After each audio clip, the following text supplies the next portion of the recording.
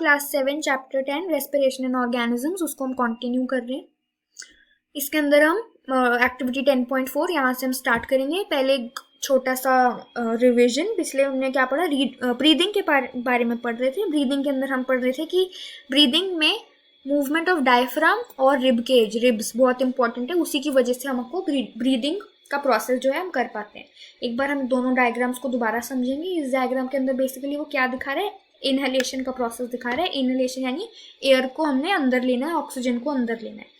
इसमें क्या होता है, रिब्स जो है आउटवर्ड एंड अपवर्ड मूव करते हैं, डायफ्राम जो है डाउनवर्ड मूव करता है। इससे क्या होता है, आपका जो चेस्ट का एरिया है या चेस्ट कैविटी है या फिर लंग्स का जो वॉल्यूम है इंक्रीज हो जाता है। वॉल्यूम इंक्रीज हुआ, अंदर लो प्रेशर एयर का आ जाता है, लो प्रेशर अराइज होता है एयर का लंग्स के अंदर।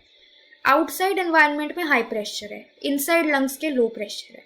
तो आप बोलोगे air moves from an area of high pressure to low pressure, air moves in. उसके बाद क्या हुआ, उसके बाद हम ये पढ़ते हैं कि अब हमने एक्सेल करना है। एक्सेलेशन में क्या हुआ, एक्सेलेशन में हमने पढ़ा कि जो रिब केज है वो डाउनवर्ड एंड इनवर्ड मूव करता है, डायफ्राम जो है अपवर्ड मूव करने लग जाता है, area of lungs chest cavity decreases, volume of lungs decreases, chest cavity का वॉल्यूम डिक्रीजेस, जिसकी वजह से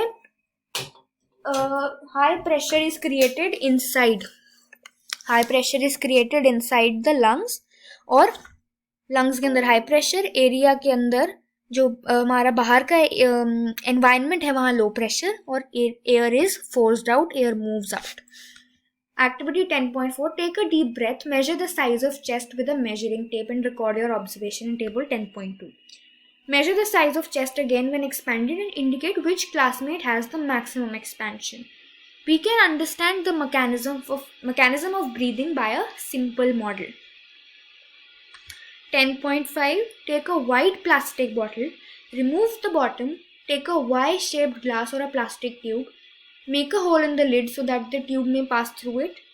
To the forked end of the tube, fix 2 deflated balloons. Introduce the tube into the bottle as shown in figure 10.7. Now cap the bottle, seal it to make it airtight. To the open base of the bottle, tie a thin rubber band or plastic sheet using a large rubber band.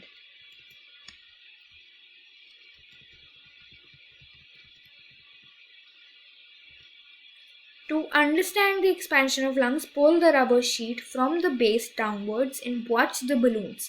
Next, push the rubber or plastic sheet up and observe the balloons. Do you see any changes in the balloons? What do the balloons in this model represent? What does the rubber sheet represent? How do you know? Now you should be able to explain the mechanism of breathing. ये आपने basically क्या बनाया है, lungs का model बनाया है। ये आपने लंग्स बनाया और ये जो आपका रबर शीट है आपका डायफ्राम बना हुआ है, डायफ्राम दिखा रहा है ये। जब आप इसको नीचे खींचते हो तो बलून्स जो इन्फ्लेट हो जाते हैं, यानी कि फूल जाते हैं बलून्स। जब आप इसको ऊपर को करते हो बलून्स श्रिंक हो जाते हैं। इसका क्या शो करने का मीनिंग हो रहा है, ये भी basically high pressure low pressure phenomena के साथ चलता है। इसको नीचे खींचा, यहाँ लो प्रेशर बना, बाहर से एयर अंदर आई। इसको ऊपर किया, हाई प्रेशर बना, यहाँ से एयर बाहर चलेगी। तो ये मैकेनिज्म आपको दिखा रहा है ब्रीदिंग का। यहाँ पे 10 effect of breathing on chest size of some classmates, ये क्लासमेट पे आपने एक्टिविटी करके देखनी है। What do we breathe out? Activity 10.6, take a slender clean test tube out of glass plastic bottle, make a hole in its lid and fix it to a bottle.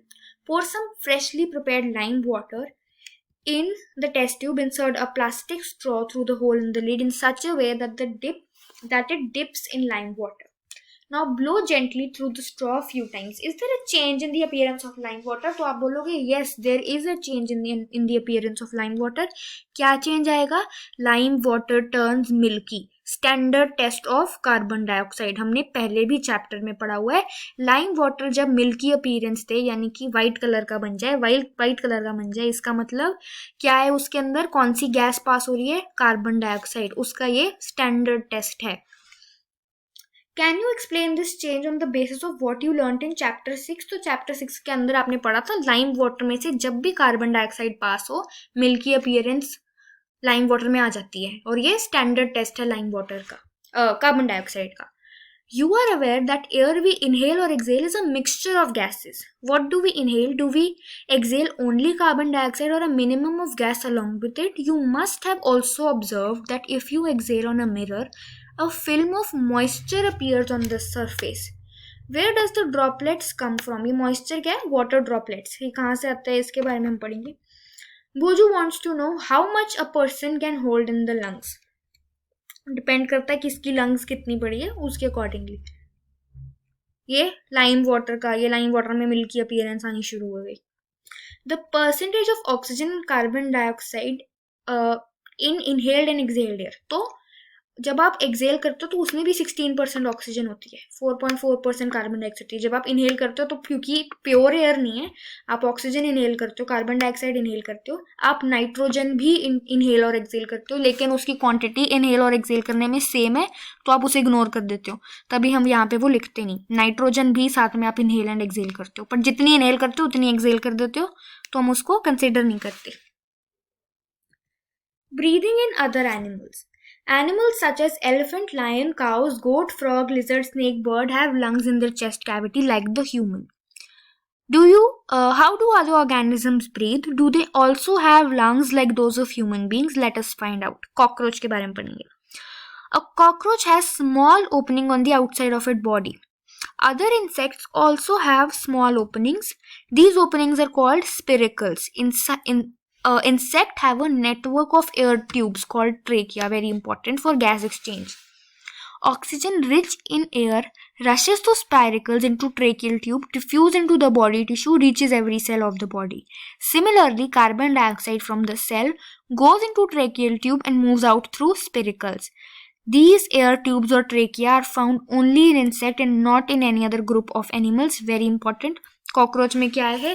Tracheal tubes लगी हुई हैं सारी body के अंदर और openings हैं. Openings यानी छोटी छोटी ओपनिंग्स लगी हुई हैं, वो क्या है? स्पिरिकल्स उनको बोलते हैं. और नेटवर्क ऑफ एयर ट्रेकिया उसको बोलते हैं. हमारे भी लंग्स में ट्रेकिया, लेकिन वो कॉकरोच से सिमिलर नहीं है, बस नाम सेम है और कुछ सेम नहीं है.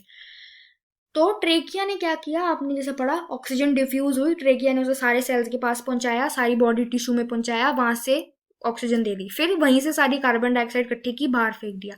ये स्पाइरिकल्स और ट्रेकिया जो है ये सिर्फ इंसेक्ट के ग्रुप में मिलता है और कहीं नहीं मिलता. Earthworm. Recall from 9th chapter of class 6 that earthworm breeds through their skin. Skin से ब्रीद करता है earthworm. The skin of earthworm feel moist and slimy on touching.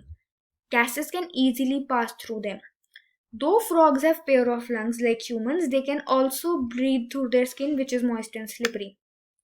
Important है, फ्रॉग के पास लंग्स भी हैं और वो अपनी स्किन के साथ भी ब्रीद कर सकता है. अर्थवर्म जो है अपनी स्किन के साथ ब्रीद करते हैं, तभी उनकी स्किन जो है मॉइस्ट रहती है, ब्रीदिंग में आसानी होगी, और उनकी स्किन पतली होती है, डिफ्यूज कर देती है, एयर जो है आराम से डिफ्यूज करती है उनके अंदर से.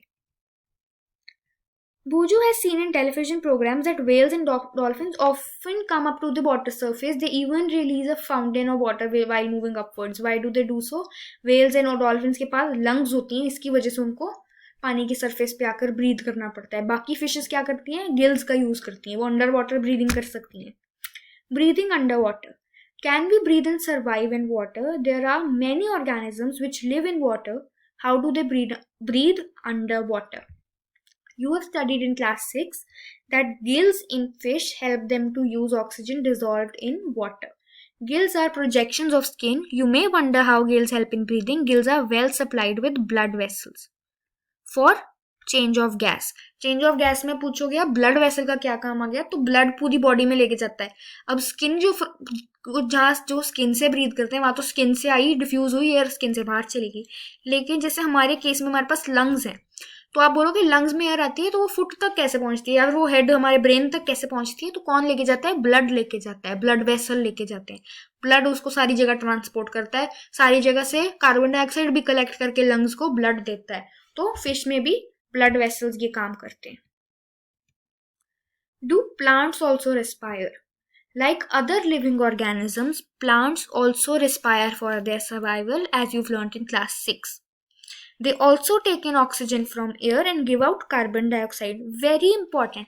बच्चे क्या करते हैं, प्लांट की रेस्पिरेशन एंड प्लांट की फोटोसिंथेसिस को कंफ्यूज करते हैं। वो सोचते हैं प्लांट क्या करता है, कार्बन डाइऑक्साइड लेता है और ऑक्सीजन देता है, लेकिन ये रेस्पिरेशन नहीं है, ये फोटोसिंथेसिस है। जब प्लांट ने कार्बन डाइऑक्साइड लिया, आपको ऑक्सीजन दी, ये फोटोसिंथेसिस के प्रोसेस में है। रेस्पिरेशन प्लांट्स वैसे ही करते हैं जैसे ह्यूमंस करते हैं, ऑक्सीजन लेते हैं, कार्बन डाइऑक्साइड छोड़ते हैं। In the cells, oxygen is dissolved. In the cell, oxygen is used to break down glucose into carbon dioxide and water, as in other organisms.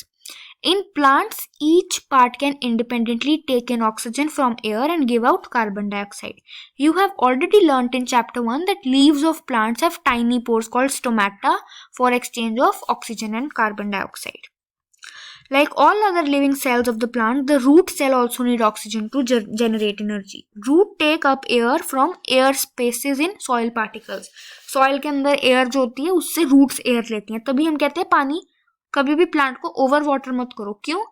जब आप प्लांट में ज़्यादा पानी डाल देते हो, जितना उसको नहीं चाहिए होता, आप ज़्यादा पानी डालते हो, तो वो पानी के सॉइल में इकट्ठा होकर बैठ जाता है। प्लांट तो लेतना नहीं, सॉइल में पड़ा रहता है। अब वो सॉइल में पड़ा रहेगा तो वो क्या करेगा, जितनी भी एयर स्पेस थी उसके अंदर, जितनी भी सॉइल में एयर स्पेस थी, वहाँ चले जाएगा। वहाँ जाएगा तो क्या होएगा, एयर वहाँ से बाहर आ जाएगी। अब वो एयर स्पेस क्या बन गई, वाटर स्पेस। वो पानी से भर गया, एयर बाहर आ गई। एयर बाहर आ गई तो प्लांट लेगा क्या, मतलब रूट्स जो है वो रिस्पायर कैसे करेंगी?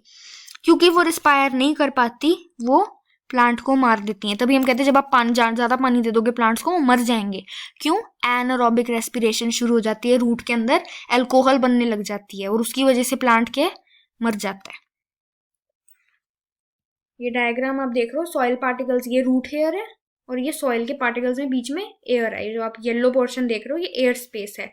ये एयर स्पेस अगर आप ज़्यादा पानी दे दोगे तो ये एयर स्पेस खत्म हो जाएगी, यहाँ पानी भर जाएगा, एयर एस्केप कर देगी। एस्केप कर देगी तो रूट हेयर कहाँ से ऑक्सीजन लेगा? वो एनारोबिक रेस्पिरेशन करने लग जाएगा। एनारोबिक रेस्पिरेशन करेगा तो अल्कोहल बनेगी और इसकी वजह से प्लांट जो है वो मर जाता है। Can you guess what would happen if a potted plant is overwatered? बहुत important question. In this chapter you learn that respiration is a vital biological process.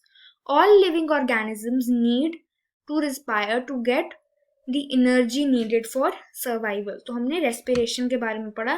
Vital biological process है, respiration नहीं होगी तो energy नहीं मिलेगी, चाहे आप जितना मर्जी खाना खाते रहो, और इसकी वजह से रेस्पिरेशन इंपॉर्टेंट है। प्लांट्स को ओवर वाटर किया तो वो क्यों मरेंगे, हमने पढ़ लिया। प्लांट्स को ओवर वाटर करेंगे इसीलिए मरेंगे। एनारोबिक रेस्पिरेशन शुरू हो जाएगी, एनारोबिक रेस्पिरेशन शुरू हुई, अल्कोहल बन जाएगी, अल्कोहल बनेगी तो प्लांट्स मर जाएंगे। इसकी वजह से हमें प्लांट्स को ओवर वाटर नहीं करना चाहिए। इसके बाद जो है चैप्टर फिनिश हो गया। Thank you.